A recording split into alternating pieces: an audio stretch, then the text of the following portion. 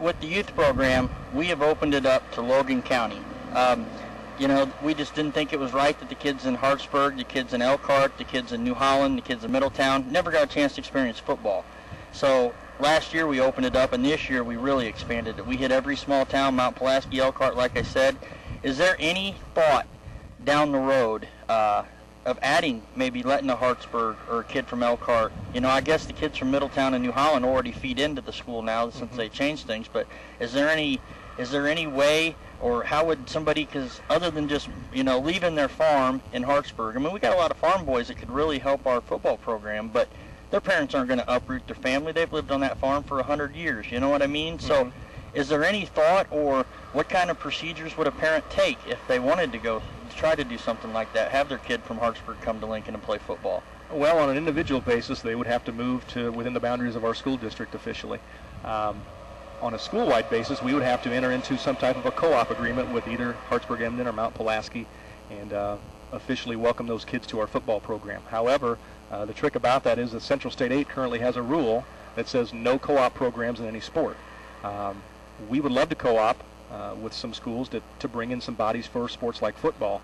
It gets tricky co-oping for other sports because of many issues that go along with that. I'm sure you understand what I'm talking about. But right. There's an IHSA process. You apply to be a co-op school, and they accept you. It's usually a lot of paperwork involved, but usually a pretty simple process. The other trick about that is if we would add Mount Pulaski to our football co-op, for example, we would take on, or we would assume all of the student enrollment from Mount Pulaski. They would become a part of Lincoln High School's official football enrollment. So we would go from a roughly 900 student school.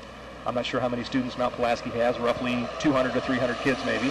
We would take all those kids onto our enrollment, which would bump us up a class in playoff football if we would ever make the playoffs. Okay. And the trick about that is if you get 3 or 4 kids from Mount Pulaski to join you, it's kind of a risk-reward type of situation. Do you want to take on 3 or 4 kids to join your football team and add on 300 extra kids to your enrollment? So it's a slippery slope at times, but currently we can't do anything about it because the Central State 8 says no co-op. So basically what you're telling me is if they're 6'5" and 315 in 8th grade, I need to find them in a rental apartment here in Lincoln. Probably. Okay, all right. Steve Parrish, you need to have some type of incentive plan lined up. I need to buy some rental properties around town is what you're telling me, Sam. There you go. There you go. As far as postseason tournament sites, a lot of times Lincoln High School will serve as host for post-tournament series. Is that something that is assigned by the IHSA? Or is that something where a school gets to choose? It's a good question. There's a part of the IHSA webpage that we can access as school administrators. There's a whole list of everything they have, from gymnastics and swimming to golf and everything in between. We check a box simply if we're willing to host a regional or a sectional in a certain sport. And we pretty much check everything that we can check, hoping that we'll get a few of those every year. I know this fall we host the boys golf regional, and at this time that's all of it we know that we're hosting in the postseason. But yeah, they contact you and say, shows that your webpage says you're willing to host a girls basketball sectional. Are you still willing to do that? And we look at our schedule. Okay, our gym is pretty open that week. Yeah, we can host that for you. And they usually contact you for fall sports. They contacted me last spring about the boys golf regional. For winter sports, they usually contact you early in the fall season to ask about hosting regionals and sectionals in wrestling or basketball. Okay, final question that I have here is, as far as the number of games played, certain seasons extend longer than others. You have the football season, which is 9 weeks. Basketball season goes on 30-plus games, especially with the playoffs. Then after that, does it break down? How is it that you go about getting X amount of games played, especially when it comes to when scheduling conflicts arise, to make sure, hey, we've got X amount of games that we have to play? The IHSA gives you a limit. Again, they break it down by regular season games. Obviously, in football, they say you can play 9 regular season games, so that's what everybody plays. In basketball, they give you options. You can play, and I don't remember the exact numbers off the top of my head. Anybody can go to the IHSA website and access those. But then you can play a straight game schedule and play no tournaments, or you can play certain fewer number of games and play in 1 tournament or 2 tournaments or 3 tournaments. It's quite a combination. Baseball, softball is simply a 35-game limit. And we actually overschedule in baseball and softball, knowing that we'll get a few of those rained out during the school year.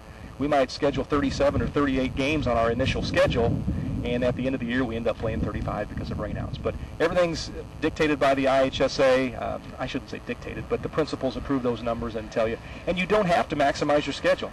35-game limit in softball. If you only want to play 26 games, that's totally up to you. They're just telling you, here's the limit, don't go over that. And we pretty much maximize all of our schedules because that gives our kids the best chance to compete against other schools. And we just work with the IHSA's numbers on that. What was your take on the different class systems, the 4-class basketball system? What was your take on that as an athletic director? Did you think that was favorable from Lincoln, not favorable? Give me your opinion. Well, I think from Lincoln's standpoint it would be favorable because no longer does Lincoln have to go against Pekin's and Quincy's and East St. Louis's and teams like those that are 2,000 or more students. However, being a longtime traditionalist and watching the state tournament on TV ever since I can remember, I like the 2-class system. I liked it the way it was. I think, as anybody would agree, you go to 4 classes, you water it down. I think the interest in the state tournament has dwindled over the past handful of years ever since they've gone to 4 classes. And, you know, as a kid, I could quote you who won the Class A and AA tournament the whole time I was in elementary and high school.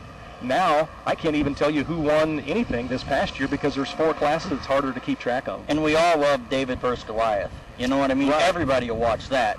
But when you get, and I'm biased of anything north of I-80, and I'm the first to admit it, but you give me 2 teams from Chicago, and I could care less. Right. You give me a Pinckneyville and St. Elmo, you know what I mean, and I'm watching it. You know, I mean, so I agree with you, the interest. I mean, your opinion and mine were almost, dead on, but I was just curious. Right. Good question. Alrighty, that is going to just about wrap it up for our interview with Sam Knox, and thanks for being out here with us. This was a good time, and actually, truth be told, we have run out of time. We've run out of stuff to talk about, really. Had a bunch of other things that we wanted to talk about. If there is a question that a parent has, and obviously reach you at school would probably be better. If you could, just remind everyone about that parent meeting one more time. Okay. We have a required parent meeting for all kids doing their very first activity, of whether they're a freshman or an upperclassman, the very first activity they've ever participated in. We have a mandatory meeting.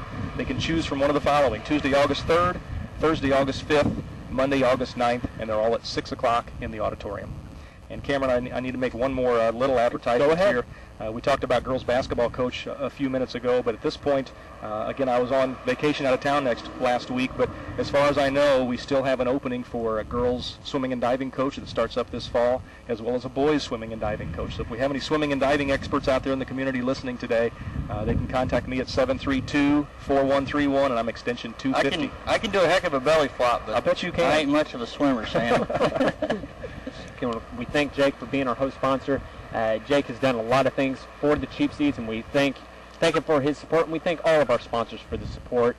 When Josh returns, I know he'll back me up on this and say we enjoy doing this week in and week out, and we just hope to do it as long as we can with the help of our sponsors.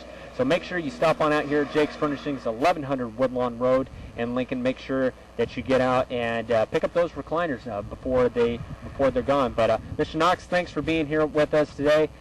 Steve, thanks for filling in for Josh. Josh will be back in next week, and he has assured me that he will not be leaving the area for a little while yet. So it will be nice to get Josh back in. But Steve, thanks for coming in and filling in. It was like old times. Yep, it was. No problem, man. I'm glad to provide a little entertainment for you. So. All righty. He's Steve Ferris. He's Sam Knox. I'm Cameron Kurtz. Thank you for listening to the Cheap Seats this Saturday morning, 96.3 WLCN. We're on every Saturday morning. Until next week, we'll see you down the road.